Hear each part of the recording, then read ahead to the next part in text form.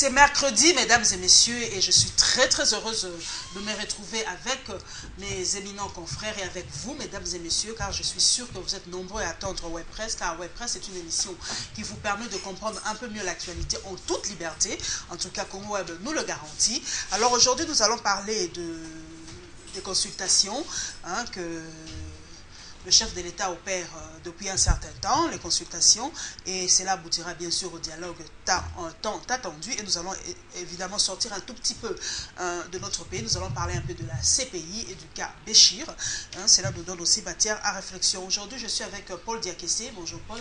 Bonjour Paulette. Bonjour Omo, comme on s'appelle familièrement. Très heureuse d'être parmi nous. C'est un grand de la presse, et il n'est vraiment plus à présenter. Entre nous, on se jette de fleurs, pourquoi pas. Alors, Thierry Bongo, bonjour Thierry. Bonjour Paulette. Lui aussi, c'est une fine fleur de la presse. Ceux qui sont venus après nous, mais qui essaient un peu de nous dépasser, ben c'est ça. On essaie de les tirer vers le haut, c'est ça notre rôle. Et je vais terminer par John Lungila de Congo Web Télévision. Il n'est plus à présenter John, il présente l'émission Table Ronde chaque jeudi. Et avec lui, nous allons essayer de comprendre un peu mieux les tenants et les aboutissants de ce dialogue ou de ces consultations. Paul Diakessé, plusieurs journaux parus aujourd'hui ont parlé évidemment des consultations. La Prospérité nous dit PPRD, MSR, deux visions opposés. Forum des As nous dit aussi PPRD, MSR et alliés, les divergences éclatent au grand jour. Voilà, donc on se pose la question pour dire qu'il y a déjà fissure au sein de la majorité. Pourquoi ils se présentent ainsi avec de telles divergences devant le chef de l'État qui est leur autorité morale? Je pense que l'actualité, c'est vrai, sont les consultations. Mais l'actualité, c'est aussi l'opposition qui refuse les consultations. Entre autres. C'est parallèle. Et que le MSR et le PPRD, je pense que c'est aujourd'hui que ça sort au grand jour. Ils n'ont jamais partagé la même vision politique. Le MSR, c'est un parti, quand vous l'observez, la plupart des tenants du MSR viennent de la société civile, comme Lumbu, comme Mouting et les autres. Donc c'est pas vraiment un parti très politique qui se bat pour le positionnement. Ça, c'est la première chose. La deuxième chose, c'est que le MSR, dès le départ, était déjà contre la révision constitutionnelle, contre les glissements, contre le rallonge du mandat de Joseph Kabila. Et ça, c'était déjà un couac qui a coûté cher même à quelques classiques de ce parti. Mais disons également que ça prouve à suffisance que l'AMP, bon, c'est pas un conglomérat d'aventuriers, mais ça y ressemble un peu. Est-ce qu'il y a des débats de fond, comme nous voyons dans des partis politiques, parce que s'il y avait des débats de fond, les MSR et le PPRD aller déjà mettre les choses au point avant de se présenter. Et enfin, il faut dire que le PPRD est en crise considérablement, parce que si aujourd'hui le chef de l'État est appelé à dialoguer, à négocier, c'est parce que le PPRD a échoué sur toute la ligne. Peut-être qu'on aura le temps d'en parler. L'éviction ou les licenciements, c'est comme ça que moi je l'appelle. Je ne dis pas que Bochaba a démissionné, il a été révoqué par le chef de l'État parce que le PPRD n'a pas su négocier ce passage que le chef de l'État est en train de négocier lui-même. Voilà un peu, c'est clair que les MSR et le PPRD ne puissent pas danser ensemble. Ils ont deux points de vue qui ne correspondent pas, je vais vous le dire. L'organisation des élections locales et de l'autre, la neutralité de la Commission électorale nationale indépendante. Ce sont les deux points de vue divergents entre ces deux partis. Alors le PPRD et le MSR se présentent avec des positions tout à fait divergentes. Alors comment le chef de l'État, Thierry Bongo, peut trancher dans tout cela? Parce que ce sont les deux grands partis en fait de la majorité présidentielle. Bon, le PPRD et le MSR, depuis toujours, comme l'a bien dit le confrère Paul, ce sont deux partis de la majorité présidentielle qui sont les plus majoritaires au sein de la majorité. Ils ont pignon sur rue. C'est tout à fait normal dans cette recherche, dans cette bataille de leadership, que chacun puisse faire prévaloir ses positions particulières. Pour ce qui est de Joseph Kabila, je crois qu'aujourd'hui, il a plus à écouter qu'à parler, et il prendra certainement une décision en dernier ressort. Mais ce qui est évident, c'est qu'il y a un débat de fond qui doit être lancé autour justement de ce processus électoral. Va-t-il aboutir? A-t-on les moyens de pouvoir le voir arriver à terme? Se dégage déjà. Le débat est principalement autour des élections, parce que la période s'y prête, et parce qu'aujourd'hui, toutes ces personnes qui se prévalent d'un certain mandat de l'État, de la République, se trouvent en fin, justement, d'échéance. Et donc, c'est aujourd'hui, le débat principal, c'est la question électorale, et le MSR, le PPRD jette déjà le pavé dans la mare en lançant le débat autour de la CENI, autour de l'indépendance de la CENI, autour du processus électoral. Faut-il maintenir le calendrier tel quel, parce que vous avez vu que les contraintes évoquées par la CENI jusqu'à ce jour n'ont pas pu être rencontrées en totalité, et le temps court, le temps passe, et on se demande, après 2016, que deviendra la République démocratique du Congo. C'est une question importante à discuter dès lors que nous avons encore ce petit temps, et aujourd'hui, que ce soit au PPRD, au MSR ou à l'opposition, la question principale demeurera les élections, parce que c'est de là que va justement trouver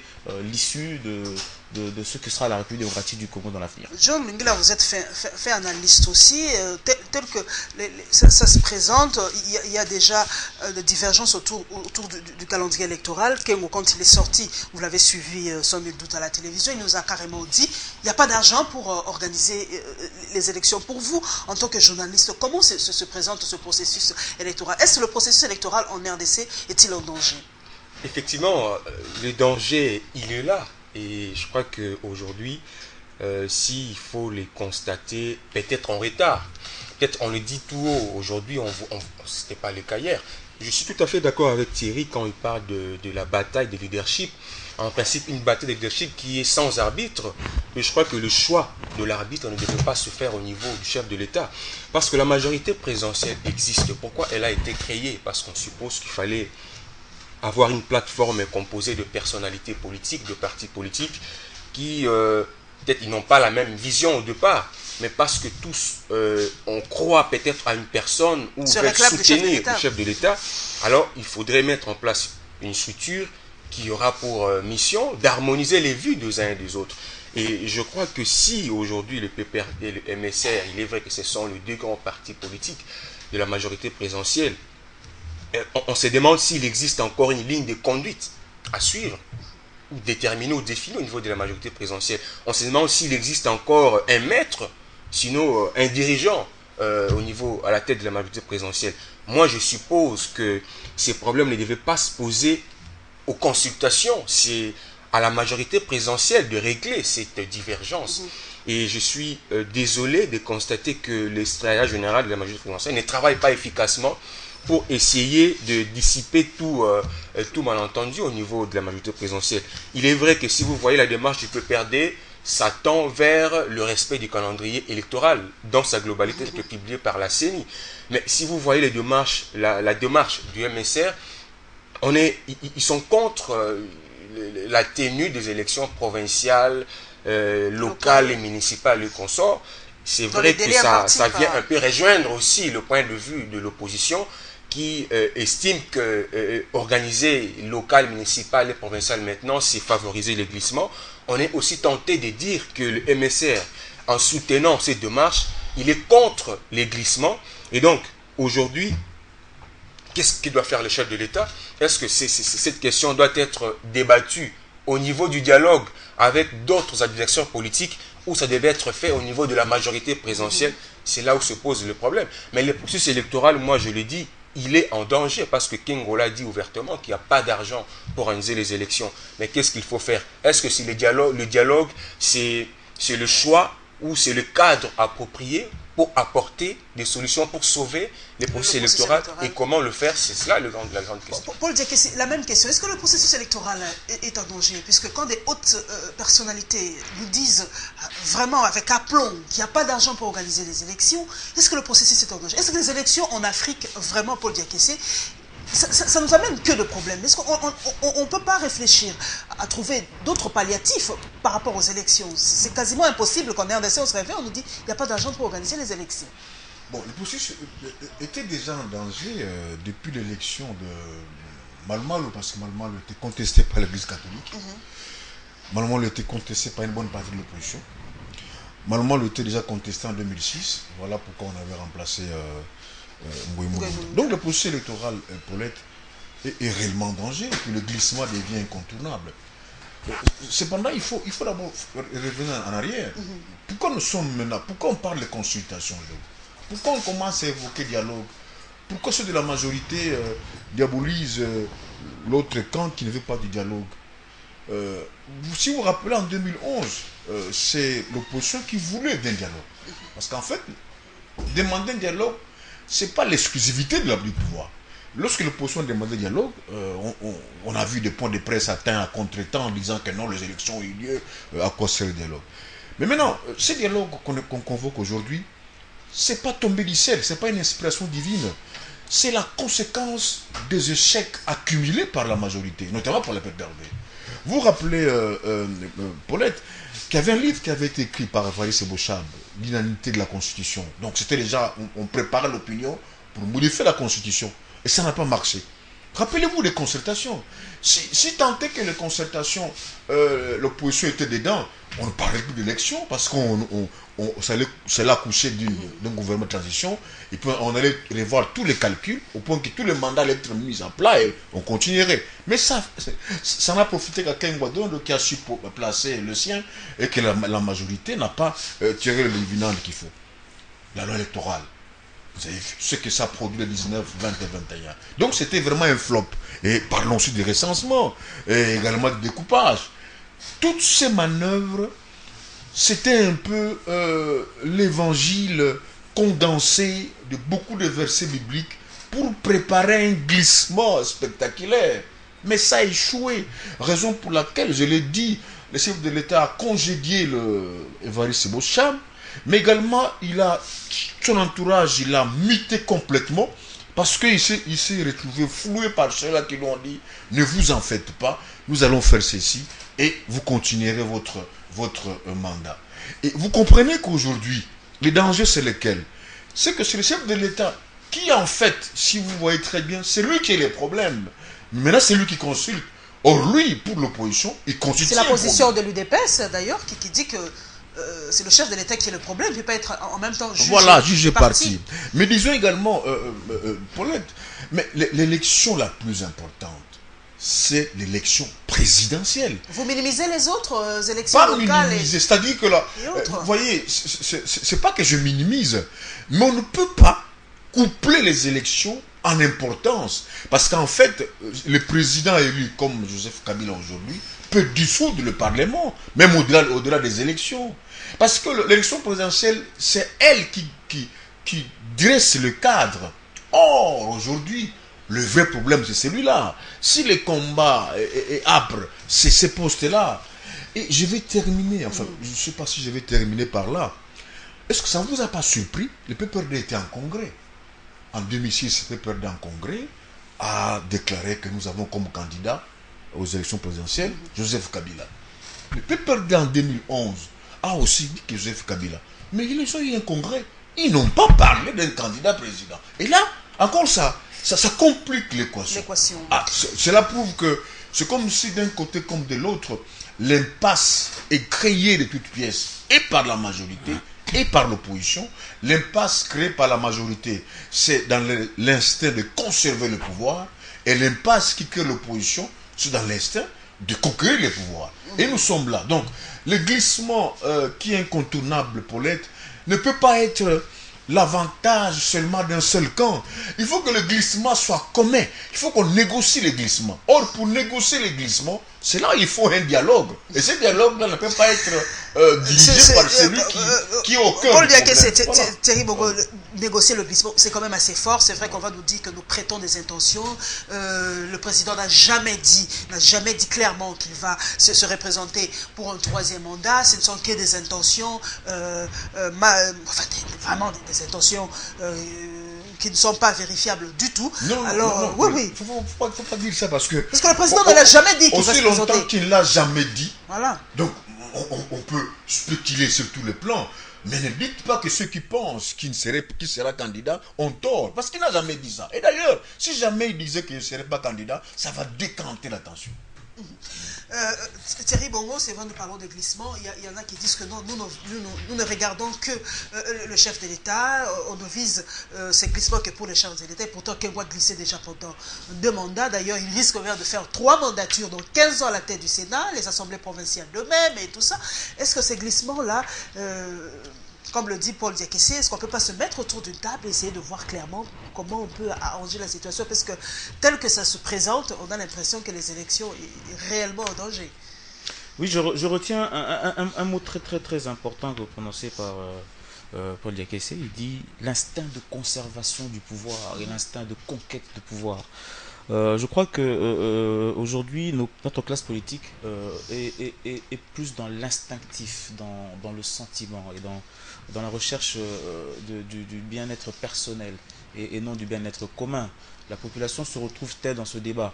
Est-ce que la population trouve de l'intérêt à ce que Joseph Kabila puisse prolonger de 2 ans, de 3 ans, de 4 ans de plus? Est-ce qu'aujourd'hui la population trouve de l'intérêt à ce qu'un sénateur puisse faire 10, 15 ans, 20 ans? Je crois que la question devrait être posée justement à cette population d'abord. On devrait façonner l'opinion et l'interroger, lui porter de l'intérêt, au lieu de se farcir de cet instinct-là que nous avons voté le là. représentant, il parle à notre place. Il parle sous mandat, mais certaines personnes ne sont plus en mandat. Et même quand vous parlez sous mandat, vous représentez cette population-là. Il faut l'entendre d'abord avant de parler en son nom. Vous n'avez pas le pouvoir de parler, de réfléchir à leur place. Je crois qu'aujourd'hui, la population doit participer à ce débat d'une manière importante. Comment la population peut participer? Et la population peut participer d'une manière importante en interpellant ces députés qui vont venir en vacances parlementaires et en transmettant les véritables desiderata qu'ils y trouvent. Pour ma part, je trouve que le glissement consensuel tel qu'il est en train d'être préparé est aujourd'hui évitable. Aujourd'hui évitable quand on prend les options idoines pour sauver la République. Qu'est-ce qui se passe? Qui a intérêt à glisser? Est-ce qu'aujourd'hui, Joseph Kabila, s'il ajoute 2-3 ans de plus à son mandat, après les 10 ans passés à la tête de l'État, il va profiter plus qu'avant? Je me demande si c'est vraiment un avantage pour lui. Ou si dans ce glissement, dans ces 2 ans de plus, dans ces 3 ans de plus, il va avoir quelconque gain. Est-ce que ce sont les sénateurs?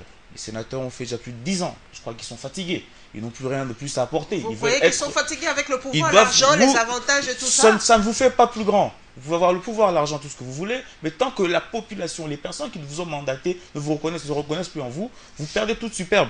Moi, je crois qu'aujourd'hui, la République doit être sauvée. Sauvée par cette classe politique, malheureusement. Et elle doit faire preuve de beaucoup de maturité en comprenant que les choix les plus importants doivent être pris. Moi, j'adhère à l'idée du MSR qui demande qu'on puisse postposer les élections locales. Ça va nous faire moins de charges par rapport au budget. D'autant plus que ces élections locales, c'est de la bouillabaisse totale qui va être préparée. Comment est-ce qu'on va identifier les groupements? Comment est-ce qu'on va identifier les circonscriptions électorales? Qui seront les électeurs? On n'a pas fait de recensement. On ne sait pas qui est électeur aujourd'hui. On se dit aujourd'hui que les élections provinciales, on peut se baser sur le fichier électoral de 2011. On peut comprendre, ça a une certaine base légale, une certaine légitimité, on peut le donner à ça. Mais pour ce qui va advenir de ces élections qui vont venir, elles sont totalement biaisées dès le départ. Il faut aujourd'hui qu'on puisse faire le choix. Le plus important, c'est de s'en séparer et de le postposer avant. Quand on dit que l'élection présidentielle est l'élection la plus importante, parce que justement, le président de la République est la personne, ou plutôt l'unique personne qui est à la fois une personne et une institution. Il représente l'entièreté de la population congolaise, que vous soyez de l'opposition ou de la majorité.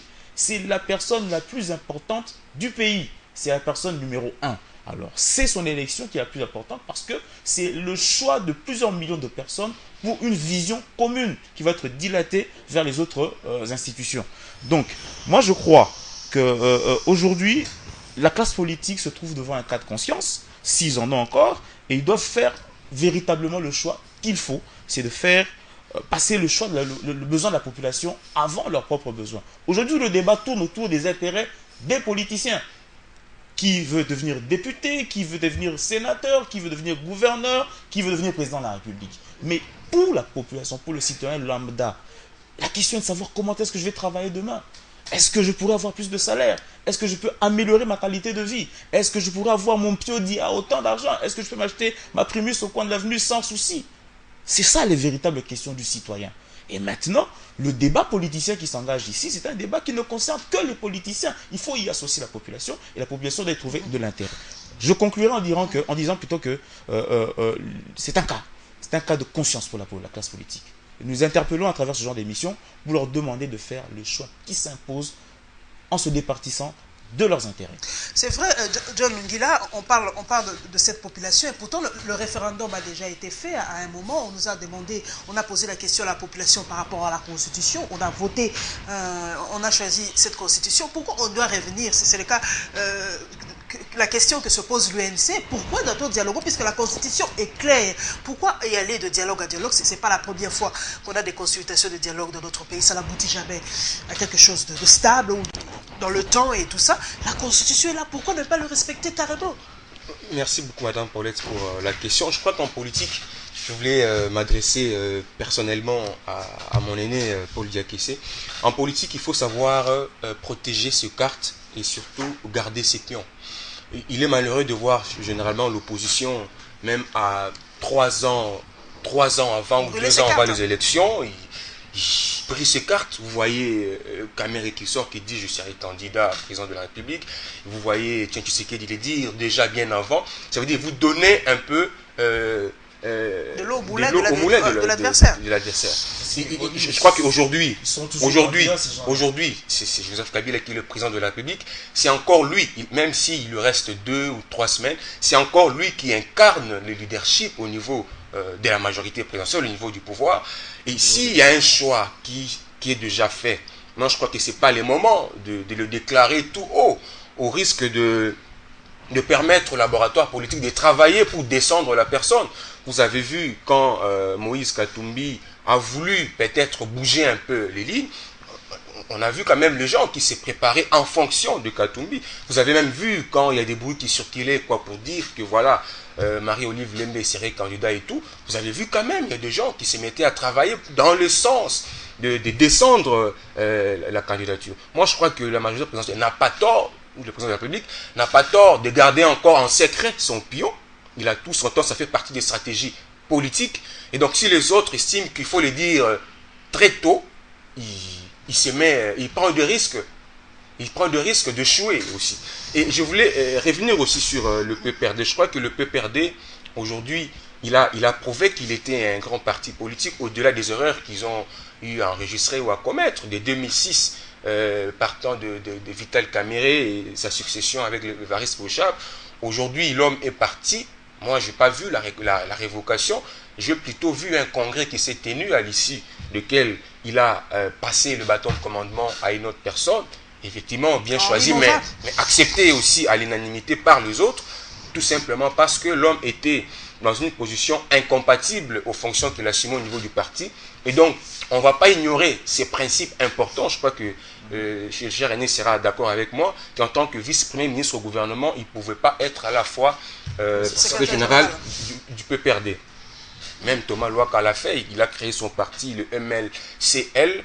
Il y a un président, l'autorité morale est là. Le secrétaire général, ce n'est pas lui, Thomas Louaka, c'est une autre personne. C'est une façon de dire qu'on doit apprendre à respecter le texte et à respecter les lois de la République. C'est ça, respecter les textes, vous l'avez dit. Les textes sont là, la Constitution est là. Pourquoi ne pas les respecter carrément? Pourquoi chercher tout le temps à modifier ce qui n'est même pas modifié? La Constitution, ça ne se modifie pas. Par rapport au parce que même l'UDPS aujourd'hui voudrait participer à un dialogue qui serait convoqué à l'esprit, selon l'esprit et la lettre de l'accord cadre ou des résolutions votées par les Nations Unies.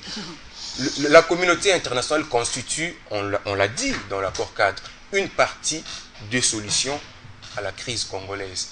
Moi, je me dis, je vois aussi le contraire. Si elle est une partie des solutions, je suppose qu'elle est aussi une partie des problèmes aussi qui se posent. Vous voyez autant de difficultés dans lesquelles nous plonge cette communauté internationale. Il est vrai que ce sont des partenaires.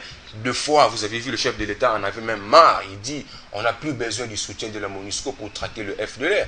Ça veut dire, on a besoin de l'aide pas pour nous frustrer, mais pour nous aider à résoudre effectivement nos problèmes. Et malheureusement, cette communauté internationale, dans le cas de la RDC, ne joue pas bien ce rôle.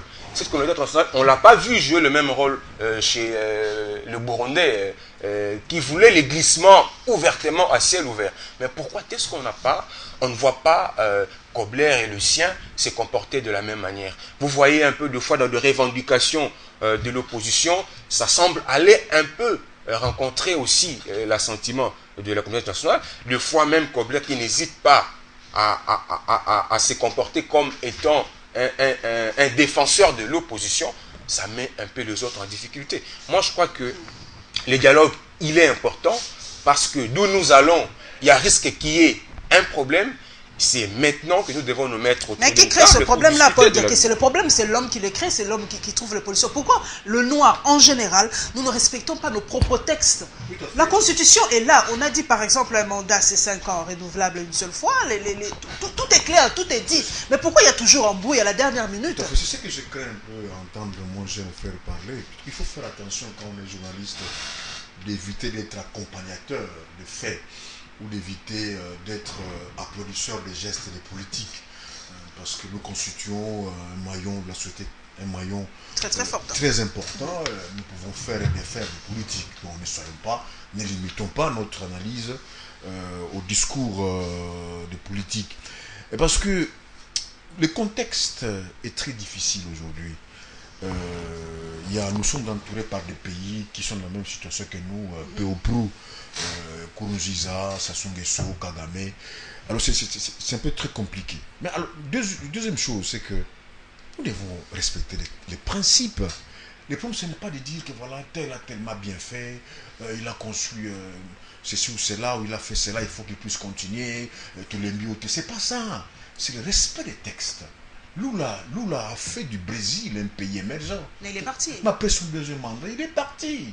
Ronald Reagan a fait des États-Unis un grand économiquement, mais après il est parti. Le respect des textes. Ça veut dire que il ne faudra pas que le pays moderne ne soit pas géré selon les sentiments des uns des autres, parce que j'aime ceci, je n'aime pas celui. Ce sont des textes. Alors, si tant est que nous-mêmes, qui avons fait campagne pour la Constitution, nous marchons sur la Constitution, alors là, nous prêchons pas par de bons exemples. Aussi, mon frère, peut-être qu'il faut je ne sais pas pourquoi vous citez le Cameroun Tshisekedi comme candidat. S'ils ont déjà dit qu'il serait candidat, il l'était déjà depuis 2011, parce que le premier que vous avez cité était deuxième, il venait deuxième, et le deuxième que vous avez cité était troisième. C'est que potentiellement, aussi longtemps qu'ils sont encore en fonction, donc ils sont candidats potentiels. Mais pour le cas de Joseph Kabila, ce n'est pas la même chose que Tshisekedi et l'autre. Joseph Kabila, d'après les textes que nous avons, ne peut plus postuler. C'est que s'il disait qu'il ne sera pas candidat, il n'y brûlera personne de son camp. C'est pas la gestion. D'ailleurs, du fait de ne pas les dire aujourd'hui, mais les ambitions s'ébruitent, les gens bouillonnent.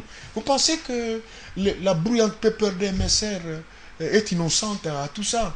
Si jamais il disait que je serai candidat ou que je ne serai pas, ça peut décanter les choses. Mais aussi, le fait de ne pas les dire, mais ça nous amène à ce que nous sommes aujourd'hui. Quand Paulette se pose la question si les élections auront-elles lieu ou pas. Mais c'est en fonction de ça aussi. Parce que quelqu'un qui a un mandat, qui n'est pas encore clair dans sa position, on ne sait pas s'il continuera ou pas. Alors, s'il va continuer, mais ça va créer une situation qu'il faut gérer. C'est là où nous parlons d'un glissement consensuel.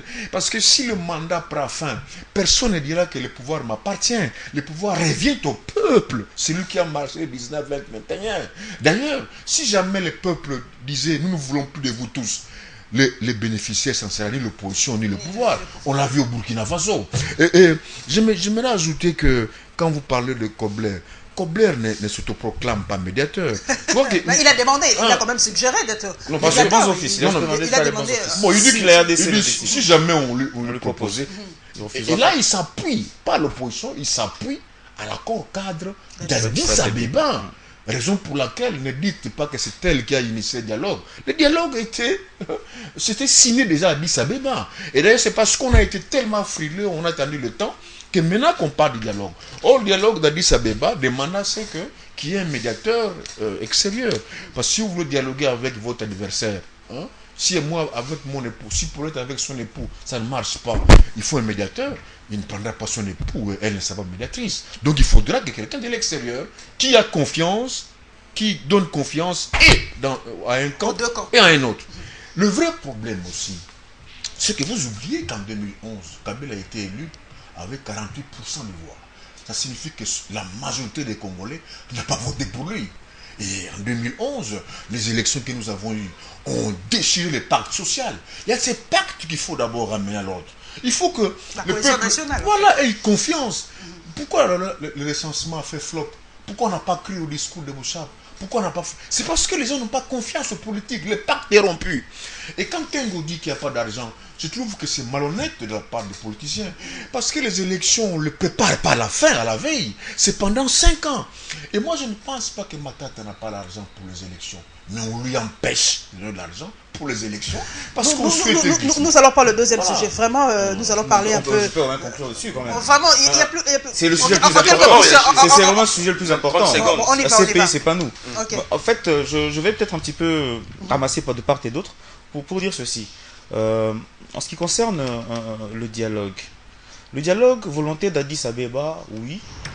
Mais que disait l'accord cadre par rapport à ce dialogue-là, justement? C'était une recommandation adressée à l'État congolais de pouvoir organiser une rencontre sous les bons offices de la communauté internationale pour permettre à ce que les fils du pays puissent parler des problèmes qui concernaient l'accord cadre d'Addis Abeba, notamment les problèmes de sécurité. Mais en découlent aussi les questions politiques telles que les élections et consorts. Mais c'était adressé au pouvoir de Kinshasa. C'était adressé à l'État ou le pouvoir? Parce que quand vous dites on parlait de l'État. L'État, c'est pas le pouvoir. Bon, d'accord, l'État c'est qui? Qui va venir organiser l'élection? Le dialogue sortirait de nulle part. Voilà, je suis l'État congolais, organisons le dialogue. Non, je crois que c'est la responsabilité adressée aux institutions, notamment le président de la République, qui est une institution du pays. Refuser à Joseph Kabila d'organiser ce dialogue S'il vous plaît. reviendrait à dire qu'aujourd'hui, le dialogue ne se fasse pas. Parce que qui va le faire? On dit que Joseph Kabila est une part au problème, mais l'opposition est une part au problème. La majorité est une part au problème. Est-ce qu'il est tellement important que pour qu'on puisse accoucher de bonnes résolutions, il faut que ça soit conduit par des étrangers? La conférence nationale souveraine a été organisée. C'était de bonnes recommandations. Pas plus tard qu'hier, nous avons organisé les concertations nationales. Est-ce que la production des concertations nationales était mauvaise? Non, je pense que le problème, c'est que ce n'est pas les concepteurs, c'est plutôt les personnes pour qui ces recommandations sont adressées qui posent problème. Et qu'on mette le président de la République à l'initiative ou plutôt à la fin, ça reviendra au même, puisque les recommandations qui vont accoucher de ces forums-là, de ces forats-là, vont aboutir à des applications que lui sera concerné. Donc, je crois que le mettre de côté, ce serait peut-être aussi rien qu'un jeu politique. Mais personne n'a dit ici qu'on va mettre les présidents de côté dans l'organisation. Je suis dans la fonction de l'initiative. Oui, je vous en prie. Je suis dans la fonction de l'initiative. J'ai vraiment l'impression que beaucoup de journalistes ont souvent peur de toucher les points focaux.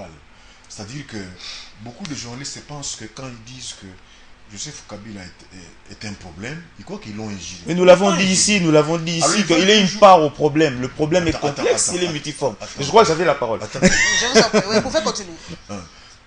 Lorsque nous disons qu'il faudra qu'il y ait un médiateur extérieur, pas nécessairement un blanc, pas nécessairement un étranger. On l'a proposé d'ailleurs Kofi Annan. Oui, Mosengo avait dirigé la conférence souveraine, et ça aboutit de bonnes choses. Donc, mais il ne faut pas voir... Mais qui l'a désigné? Qui l'avait désigné? C'était le peuple. Qui avait désigné Mosengo? Il y avait élection à l'époque, non? C'est Mobutu qui l'avait désigné. Nous ne nous trompons pas. Je crois que... il y avait élection à la CNS quand même. Mobutu n'est pas encore né. Mobutu n'a pas désigné Mosengo. Il y avait élection. Mobutu avait désigné d'abord Mulumba Lukozi, qui était contesté dans la salle, et puis on a pris le pasteur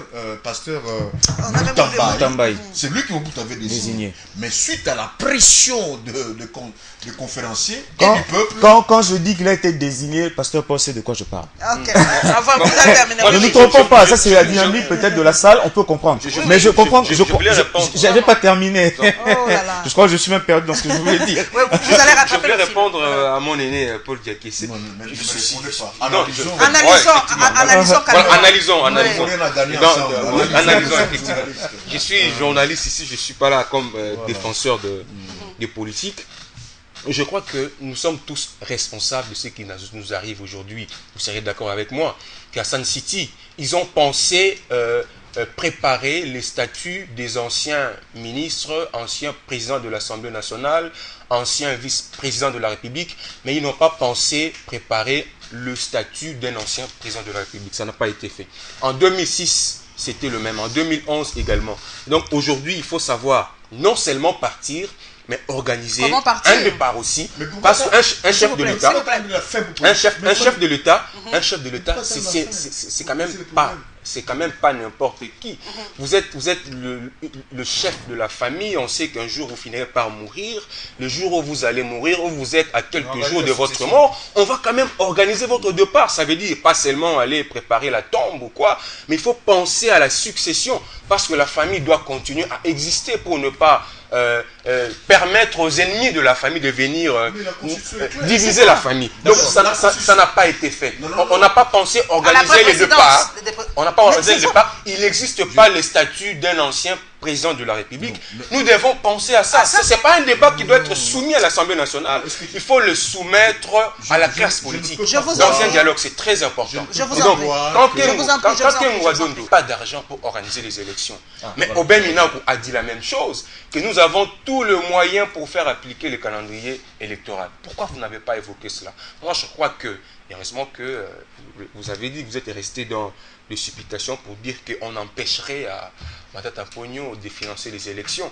Mais si tel est le cas, moi je crois que les élections, c'est électoral, le dialogue c'est un préalable important parce que nous devons nous parler. Kabila peut partir aujourd'hui, mais si on ne prépare pas son départ, nous pensons toujours à son départ. Moi, je crois qu'il y aura des problèmes que vous et moi, nous sommes pas. Oui, Paul, c'est ça la pré-présidence. Oui, vous allez récupérer à la fin. La pré-présidence, c'est un problème. Si Paulette vous invite sur la table parce qu'elle a confiance en vous, alors je n'aimerais pas croire que vous n'avez jamais lu la Constitution. Parce que la Constitution, le chef de l'État, son statut est vraiment clair. Qu'est-ce que ça dit, Paul? C'est vraiment clair. Qu'on lui garantit le Sénat à vie, quoi. Et qu'il y a l'humilité, sauf pour des crimes. Je pense que ça c'est partout au monde, même le président le plus applaudi par son peuple, lorsqu'il y a des crimes, bon, là c'est la justice qui va s'en occuper. Mais ce qu'il faut dire, c'est que le statut est là. Alors, il ne faut pas aussi personnaliser les choses. Voilà pourquoi en Afrique vous faites des constitutions taillées sur mesure. On a tout fait, on a baissé le nombre d'années d'études, on a baissé l'âge pour la... C'est parce qu'on voulait faire ça, tailler ça sur mesure en fonction d'X ou Y. Les jours où nous serons capables d'avoir des textes impersonnels, d'avoir des lois impersonnelles, on va amorcer le développement. Mais aussi longtemps que nos textes sont toujours, miment toujours ceux qui les créent, c'est ce que vous craignez. Oui, Thierry, malheureusement. Je vais revenir sur 2 points par rapport.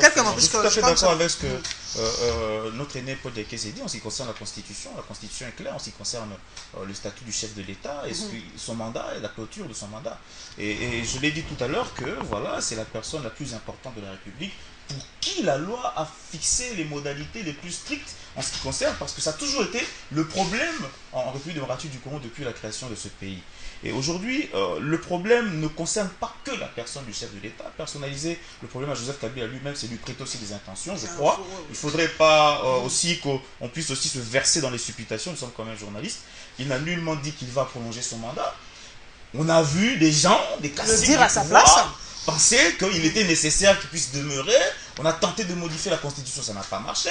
On a tenté de faire comprendre au peuple qu'il n'y a personne d'autre que lui. Ça ne marche toujours pas. Et aujourd'hui, si on parle de glissement, je crois que les gens se sont réveillés un petit peu tard.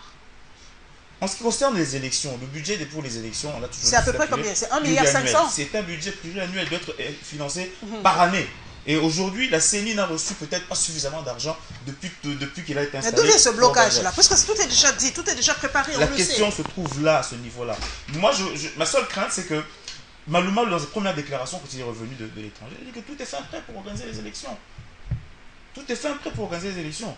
Mais quand une autorité budgétaire vous dit qu'il n'y a pas d'argent, sur qui qu'il faut tirer?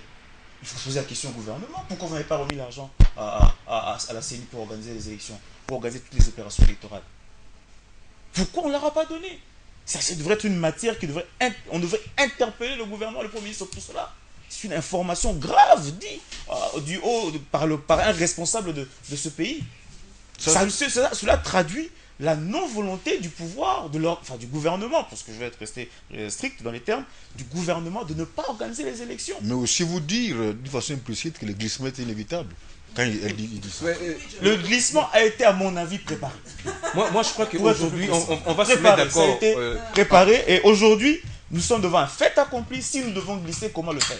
Mais alors, dans ces cas, puisque le glissement a été voulu, c'est qu'il y a des agendas cachés, des agendas qui souhaitent qu'il y ait glissement pour ceci ou cela. Alors, si jamais il faut qu'il y ait glissement, Thierry. Fatalité étant. Fatalité En étant. fait, parce que faut-il ne pas discuter autour de cela? nous avons dit que l'élection la plus importante, c'est la l'élection présidentielle. Donc, nous pouvons, ce soir, soir, d'autres les élections, autres, et se plancher faire d'abord sur ça. présidentielle et poster les législatives. Ça pose pas C'est pas un problème. problème parce que la Constitution dit que le chef de l'État peut aussi diriger le pays avec des ordonnances sans qu'il y ait le Parlement. Ça peut se faire. Le temps d'attendre à ce que nous puissions avoir des élections. Ça, c'est un. Et de deux, si vous avez suivi Bouchard de Louman au Parlement, ils ont dit que nous avons l'argent pour le recensement. Cet argent-là, on peut faire les suppléances. Ça ne coûte pas trop cher, parce qu'il n'y a que 10 candidats, il n'y a qu'un seul fichier. Ce n'est pas trop cher, les suppléances, par rapport à l'élection locale, etc. Donc, si nous allons rapidement, ça peut se faire. Et puis, il faut dire que c'est pas quelques mois de l'élection qu'on dit qu'on n'a pas d'argent. Où est-ce que vous étiez depuis 5 ans? Vous avez dit qu'il faut organiser d'abord les élections présidentielles et législatives nationales. Non. Mais comment y parvenir? Non, j'ai pas dit ça. J'ai pas dit ça. J'ai dit ceci, j'ai dit. Je crois que si vous allez suivre l'émission à la rediffusion, j'ai pas dit d'abord. Votre phrase. En fait, vous avez dit. le souci était quoi? Puisqu'il est impossible d'avoir toutes les élections, faisons celle qui est la plus importante. Mais comment y parvenir? Voilà pourquoi il faut aller au dialogue pour en discuter. Parce que de tout ça. la CENI nous a publié un calendrier global. Mais comment maintenant élaguer ou écarter le reste des élections, privilégier les élections présidentielles et nationales? Voilà pourquoi il faut aller dans un dialogue pour penser cela et que les autres puissent aussi adhérer à la vision que vous prenez, que vous soutenez. Parce qu'aujourd'hui, je l'ai dit, peut-être que ça va. En tout cas, personne n'est contre le dialogue. Non, c'est les formats. C'est le format qui pose problème. Plus visionnaire. Tout le monde est pour le dialogue. L'UNC n'est pas contre le dialogue, mais contre le format. Les formats de dialogue. L'UDPS même, tout le monde en fait. Nous sommes dans le formel. Plus visionnaire que Joseph Kabila au Congo en matière de la gestion de la RDC, il n'existe pas encore parce que Kassavou est mort.